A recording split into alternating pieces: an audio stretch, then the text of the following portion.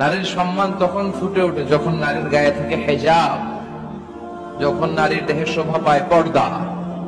এই হেজাব আর পর্দা নারীর অধিকার, এই হেজাব আর পর্দা নারীর অহংকার, এই হেজাব আর পর্দা নারীর আভিজাত্যের প্রতীক, এই হেজাব আর পর্দা নারীর রুচির প্রতীক।